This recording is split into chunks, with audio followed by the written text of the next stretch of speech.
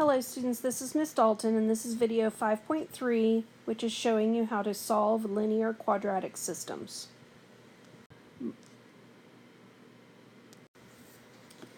So when you have linear quadratic systems, obviously you're going to have one equation that's linear and you're going to have one equation that is a quadratic. So you can see in this first example, we have x squared minus y equals 24, and we have 3x minus 3y equals 36.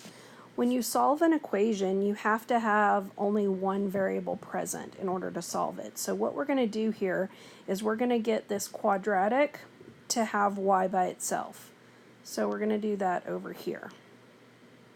To get that by itself, if I subtract the 24 to bring it to the other side, and if I add y over to the other side, then that will do that. That will get my y by itself, and it'll be a positive y. So this is going to move, these are going to just trade places. So you're going to have x squared minus 24, and that's going to equal y.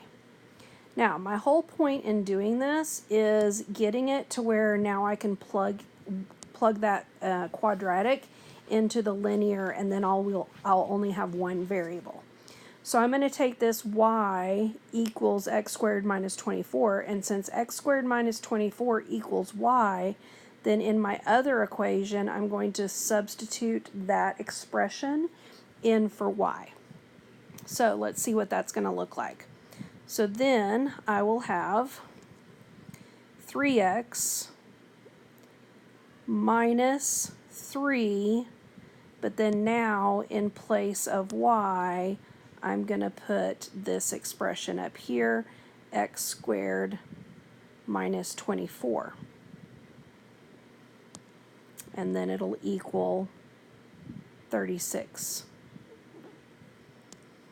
And so then we'll go ahead and simplify that. So we'll distribute the negative 3, so 3x, then we'll have minus 3x squared, and then we'll distribute the negative 3 over here, and that will give us a positive 72, and that equals 36. So if we think back to quadratic functions, when you solve a quadratic, you can either factor, or you can use the quadratic formula, or you can do completing the square. But no matter what you choose, you need to have it in standard form. So let's go ahead and rearrange all of this and get this into standard form. So we're going to subtract the 36 over to the other side, and that'll give us 0 on the right side. And on the left, we want to get it in the correct order. So we want the negative 3x squared to come first. Then we want the positive 3x to come second. And then we need to simplify our constant. 72 minus 36 is a positive 36. Okay, the first thing that I recognize is that I can divide out 3 from all of these. And since my a term is negative, I'm going to go ahead and divide by a negative 3. So then I'll have x squared minus 1x and then minus 12.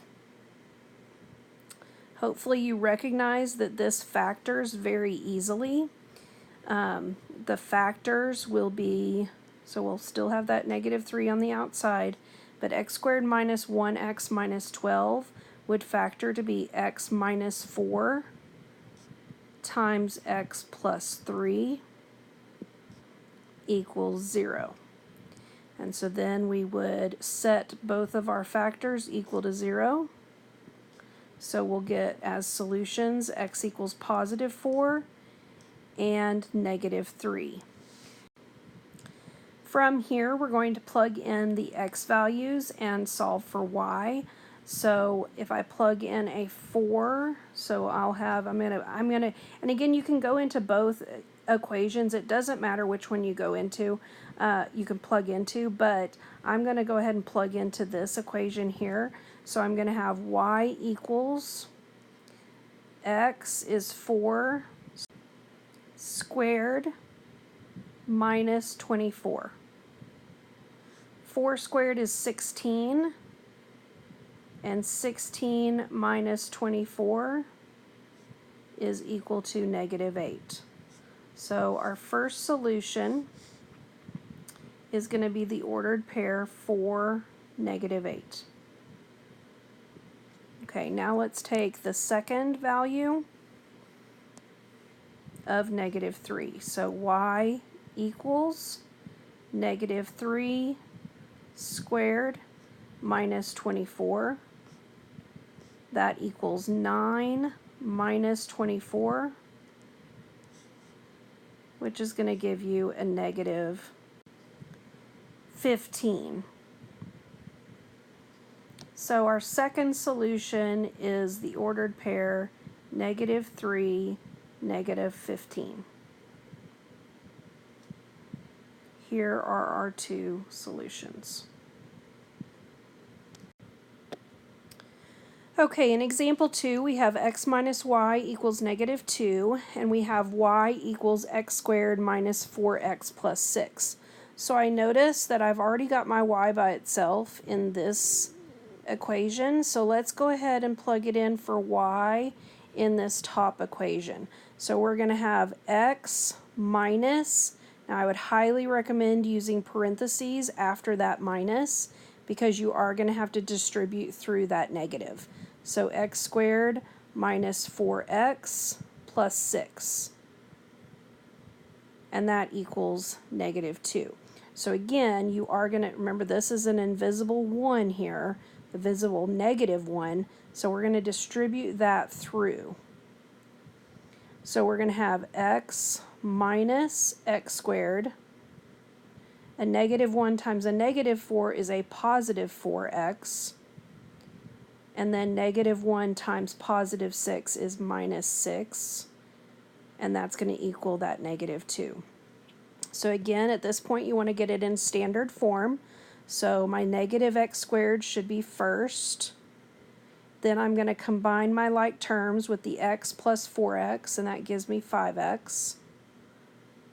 And then I also need to add 2 to both sides to get that -2 over on the left. And so that's going to give me -4, and then it's equal to 0. Okay? Again, since my a term is negative, let's go ahead and divide that out. So I'm going to divide out a -1, which is going to make that -x squared now positive x squared. It's going to make a positive 5x a minus 5x. And then if we divide out the -1 from -4, then we have positive 4. Okay, and that equals 0. Again, this is an easy one to factor. We have -1 times x minus 4 times x minus 1, and that equals 0. So substitute, set both factors equal to 0. So you're going to have x equal to 4, and you're going to have x equals 1. So now let's plug these in. Now I would probably choose this first equation to plug in because it's a little bit simpler. So if I take the 4 and plug it into x there, I'm going to have 4 minus y equals -2. Well, that's going to give you a y value that's equal to 6. Then if I plug in a 1, then I will have 1 minus y equals -2. And so y is going to be 3. So when x was 4, the y value was 6. And when x was when x was 1, the y value was 3. And so those are our two solutions. Okay, that's all for today's video. Make sure you have your notes filled out, have any questions written down that you want answered, and I'll see you in class.